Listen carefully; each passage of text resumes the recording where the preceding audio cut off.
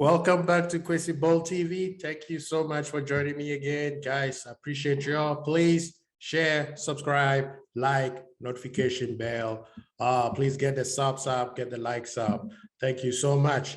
Anyway, we're just going to jump on the review, specifically LFC versus Burnley at Turf Moor. And you guys know how that match is. Going that place is not easy. That is one of the hardest places to play at. And to make things even worse is playing in the condition that we played today. It was horrible. It was windy, raining, cold, just like they say. Can you do it at a cold night at Burnley? Usually they say Stokes, but this time the new Stoke is Burnley, and they showed their behind. It was crazy. So we started off with, of course, Alisson in the back, Trent, Matip, VVD, Robo. The three midfielder was Fabinho, Hendo, Keita, and then the front three, the original front three, Salah, Firmino, and Mane. Now, it was surprising that I'm surprised that he started Mane, but excuse me, but he said the original person who was supposed to start was Jota. However, Jota yesterday had a dead leg during training, so they decided to, be cautious about that. So Mane wasn't supposed to start because, he just came back from the AFCON. Also in the midfield, I was surprised that Keita got the nod. I thought he was going to start with Thiago, but Keita started, which was good. But in terms of the match, the first half was crazy. The first 50 minutes, we had no control of the match.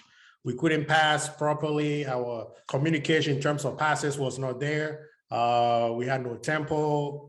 We didn't know whether we should press or whatever, because one thing that Burnley did very well, they saw our high press, our high line.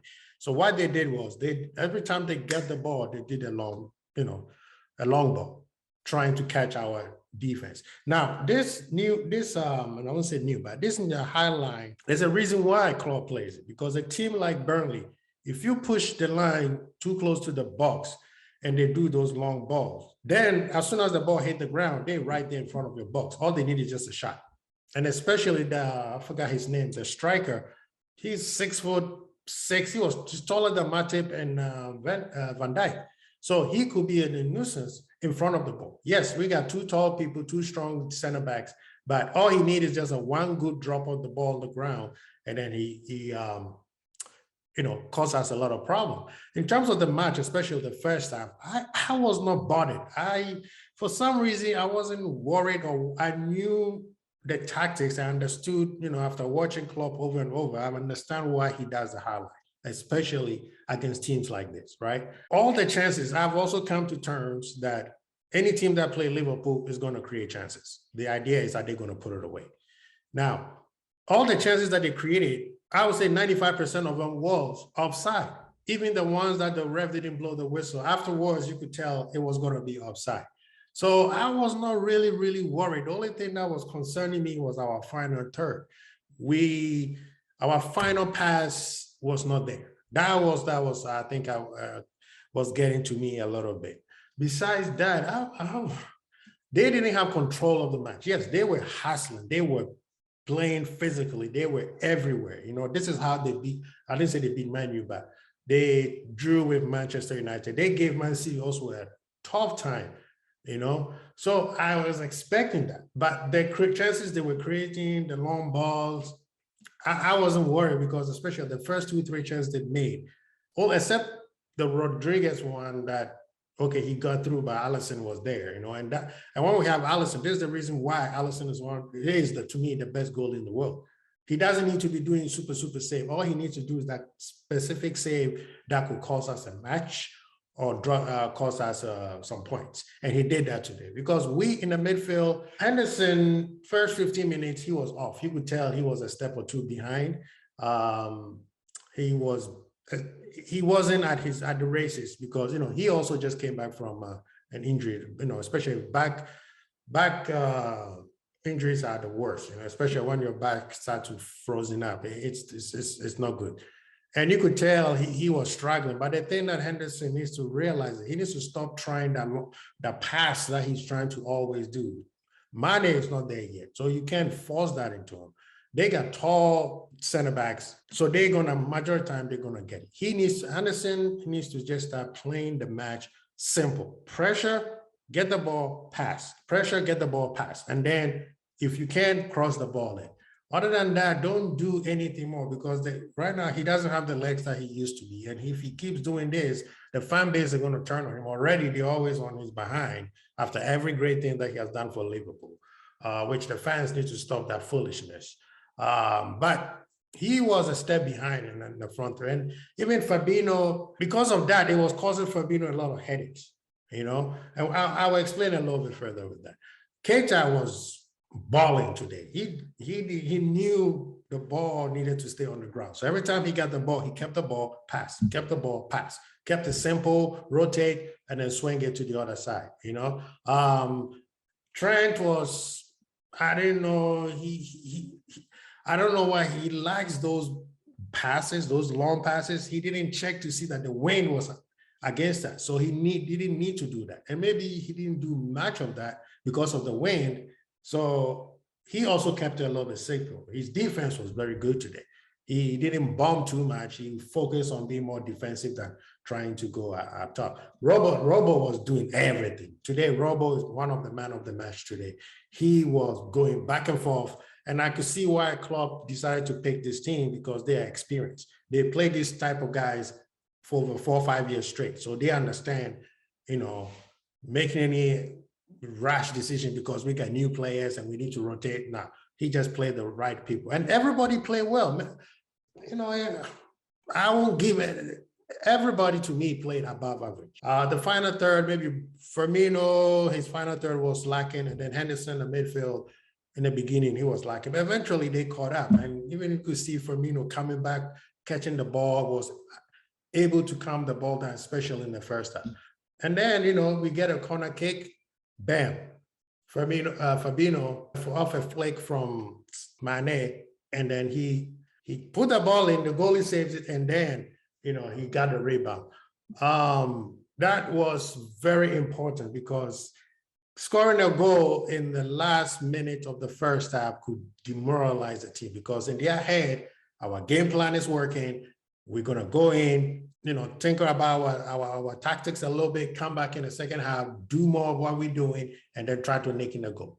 But the fact that we score a goal changed everything that they were doing. So now they have to do things different, which fall into our hands, because second half, after 10 minutes, Klopp brought 10, 15 minutes, Klopp brought in Thiago, which brought the game all the way down, because Thiago's and Keita, that too, and everybody said that's a defensive liability. But today they played a lot together, and I didn't see any defensive liability in that.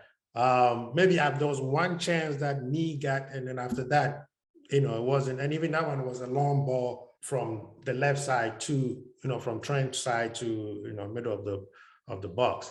You know, the game was technically, we were controlled by just, we are not as sharp as we were supposed to be. And the way that Burnley played also was against us. The wind, the conditions, everything made it worse for us. So it was not something that want us to play, you know, we're going to do our tiki-taka stuff. It wasn't going to happen.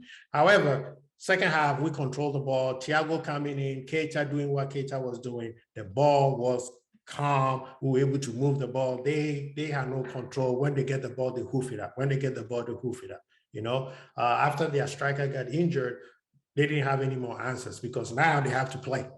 And that was not working. Every time they moved the ball all the way to the final third, they had nothing else to do. So this is a very professional performance that Liverpool do it, because if we're going to challenge City, these are the type of teams, these are the type of conditions that we need to win in. We don't need to play pretty, but we need to come up with maximum points. And that's what we did. 3 points, and we move on. Next 3 matches, we got Inter Milan on Wednesday, we got Norwich on Saturday, and then I think next week we got a game in hand against Leeds. So I think it's Tuesday or Wednesday. I'm not sure about that. But, you know, LFC is playing. We keep on going. The matches, the games, slowly we get in there. Slowly we get in there. And the fact that when you look on the bench that we had was amazing. We brought Thiago off the bench.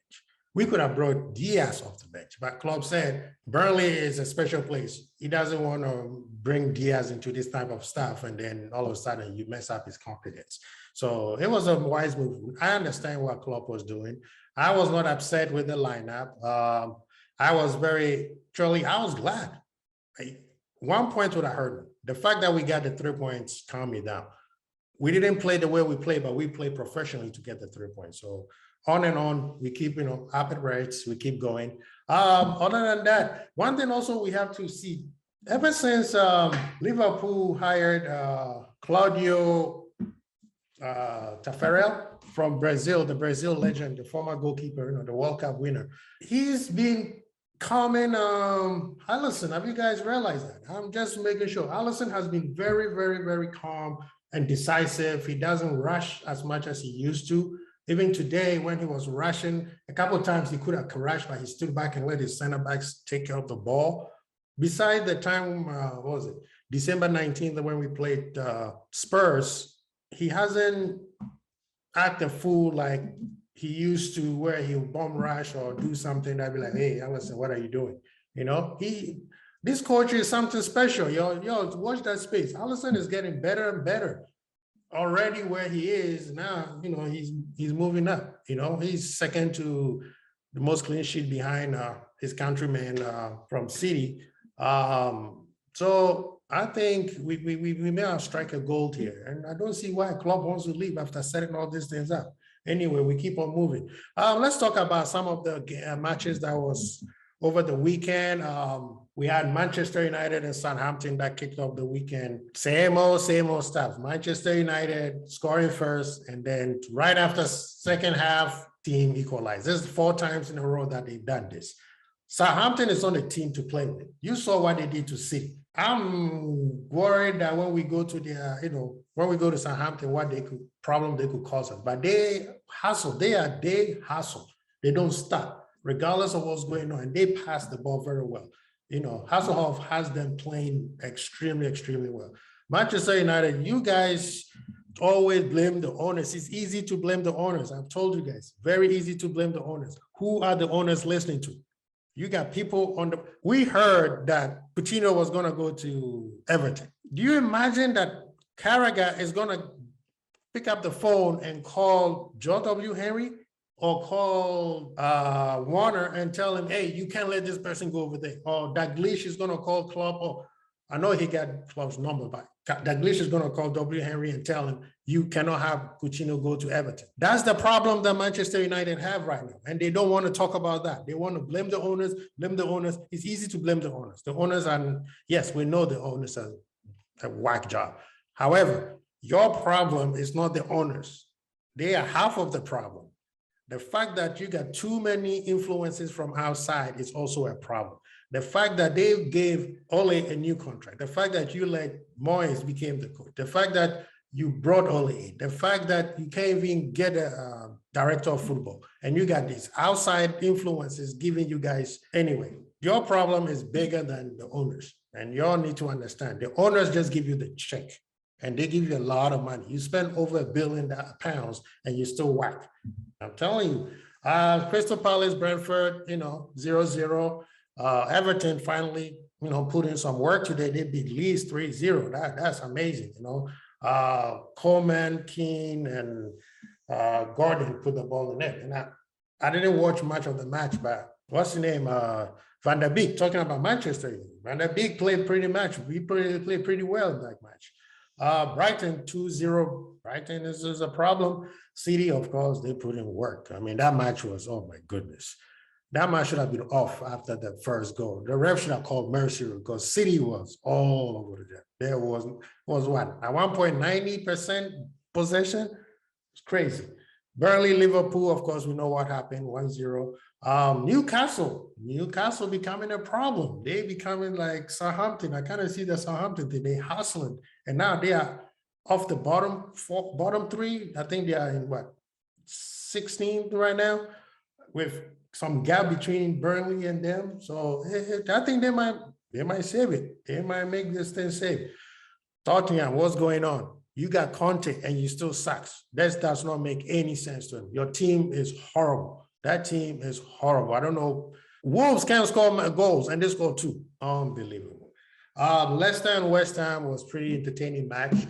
Bowen goal was sick. It was, Leicester also came back and put in 2 goals, and then the final minutes, West Ham tied. But the top 4 is becoming entertaining. Arsenal hasn't played, and Manchester is below them, and they're right there. And they have 2 or 3 match in hand, depending on who has played. But I think City is the one who has played the most. They got 25 games played. We got 23, Chelsea 23, I believe, or 24. But the top 4, I'm saying Chelsea needs to watch out. If Chelsea lose any of their matches or start dropping any points, they're going to be falling into this thing, because Wolves is part of this. They're going to cause a lot of teams headache, those top 4 teams. West Ham is part of this. Arsenal, Manchester, Tottenham. So this is a 6 team competing for 1 spot, and possibly could end up being 2. So this is going to be exciting. And with Liverpool and City, all we want is somebody to do us a favor. Liverpool keep winning. That's all Liverpool can do. We just have to focus on our wins. We can't drop any points.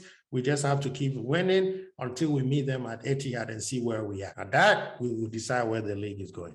But as we said, Champions League is coming up. We'll talk more about it on LFC Vibes on Tuesday. Guys, thank you so much for joining. Please stay safe. We'll get back to you guys. This weekend was great matches. I'm glad Liverpool win. That makes my whole week even better. Oh, by the way, before we leave, congratulations to LA Rams, Arsenal fans. Kroenke won another trophy. He built that $5 billion stadium, and he built that shrine, and he's putting the trophy in. Wow, this is their first year, and then they put it in. Well, congratulations to LA Rams. By the way, congratulations to Chelsea too. It feels good, to win that World Club Cup. Oh, it was just a useless cup. Now all of a sudden you guys want to brag about it. But anyway, congratulations. You have it in your cabinet. Anyway, thank you so much, guys. Please share, subscribe, like. All right. Chrissy Bold, Archie, peace.